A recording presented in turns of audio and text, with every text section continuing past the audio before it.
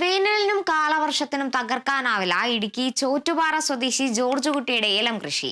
കഴിഞ്ഞ വർഷത്തെ കടുത്ത വേനലിലും ഇത്തവണത്തെ കാലവർഷത്തിന്റെ ആരംഭത്തിലും വ്യാപകമായ ഏലം കൃഷി നശിച്ചെങ്കിലും ജോർജ് കുട്ടിയുടെ തോട്ടത്തിൽ ഒരു ചെടി പോലും നിലത്ത് വീണില്ല. ഇദ്ദേഹം സ്വന്തമായി ഉൽപ്പാദിപ്പിച്ച പ്രതിരോധശേഷി കൂടിയ ഇനം ഏലച്ചെടികളാണ് ഇതിന് സഹായകരമായത്. ആ കൃഷി വിശേഷങ്ങൾ കാണാം.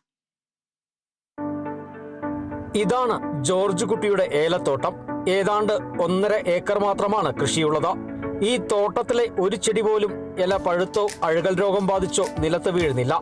ഇതിനു കാരണം കാറ്റിനെയും വേനലിനെയും മഴയും പ്രതിരോധിക്കുവാൻ ശേഷിയുള്ള ചെടികളാണെന്നാണ് അദ്ദേഹം പറയുന്നത്. സ്വന്തമായി ഉൽപ്പാദിപ്പിച്ചതിന് പുറമെ മികച്ച ഇനം ചെടികളും ഇദ്ദേഹത്തിന്റെ തോട്ടത്തിലുണ്ട്.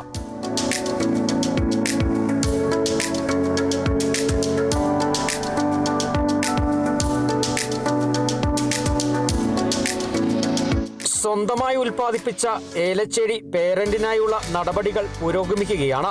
6 അടിയോളം ഉയരത്തിൽ തട്ട വളരുകയും ചിമ്പിന് 5 അടിയിലധികം നീളം വെക്കുകയും ചെയ്യും. ഇതിൽ നിന്ന് ഉൽപ്പാദിപ്പിക്കുന്ന ഏലക്കായ്ക്ക് വലിപ്പവും അരികളുടെ എണ്ണത്തിൽ 3 ഇരട്ടിയിലധികം വർധനവും ഉണ്ടാകും.